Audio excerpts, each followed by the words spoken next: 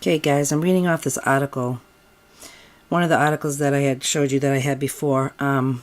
This is very interesting. So it's a Supreme Court Mortgage Foreclosure Committee, CO Administrative Office of the Illinois Court, okay? Proposed mortgage foreclosure procedures.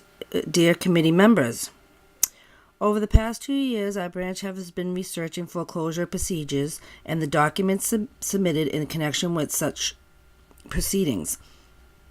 To our chagrin, what kind of word is that? We have been able to locate a single proceeding where the banks, especially the counsel for the banks, have knowingly submitted fraudulent documents or illegal, insignificant documents in order to trick the court in gaining relief to the parties who do not have legal interest in the property. In addition, our findings have been validated by the Cook County Sheriff's Department. For some examples of the fraud we have concluded took place in connection with foreclosures in Illinois include the following. Number one, record where no note was submitted as proof of ownership by the underlying debt. Number two, a record where the note submitted does not have endorsement or the lender list on the note is not the plaintiff in the foreclosure proceeding. Note where the endorsement contained a forged signature. Mortgage assignment with forged signatures. Mortgage assignments with forged notaries.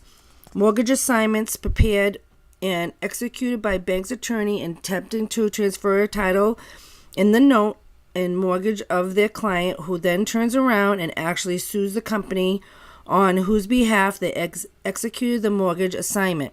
Mortgage assignments and notes whose contents violate the terms and conditions of trust agreement in the trust. Most disturbing is the fact that the bank's attorneys are using deception to convince the court to give their client relief to which it's not otherwise legally entitled, while knowing that such action will leave the homeowner without their property, yet still possibly open to legal and true legal owner of the note debt, who is the seller indicated in the document filed with the SEC in connection with the mortgage-backed security trust, who is never listed as a party in the proceedings. Okay. It says, you will find our findings after reviewing some of the foreclosure files included in this letter.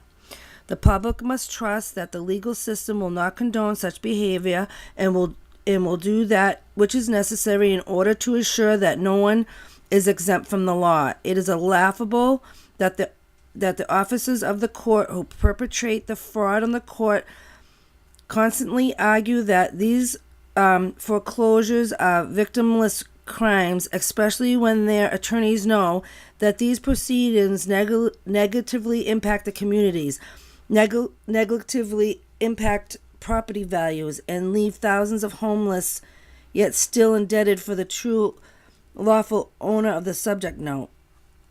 The court in general should not allow such deception. Therefore, we ask that you not only adopt the proposed affidavit number 2, as well as implemented the affirmation like the sample provided in the New York court. Sincerely, David L. Lowry, Jr., President. Okay, and then he adds some of these case files.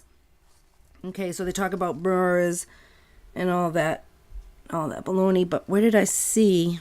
Let me see about Erla again. Let me see. This is all the things about MERS, everything they're talking about. I don't want to read that, but it's saying about some cease and desist orders and. Okay, wait a minute, where it is. Okay, so here we go. Right here, this is my property. Pertains to my property. Okay, we believe that Erla Carla Shaw signed all the endorsements on Taylor Bean Whitaker notes. However, there's evidence that the signature was forged. See document with Erla Carla Shaw's signatures attached. Okay, and then it goes in, and it says how the endorsement failed to comply with the requirements under section 2 of the pooling service agreement. So there you go. And then there's some more. Let me see. Some more cases. I was trying to focus on the MERS aspect of it, but that will be the next one. So that's what it is. Bye.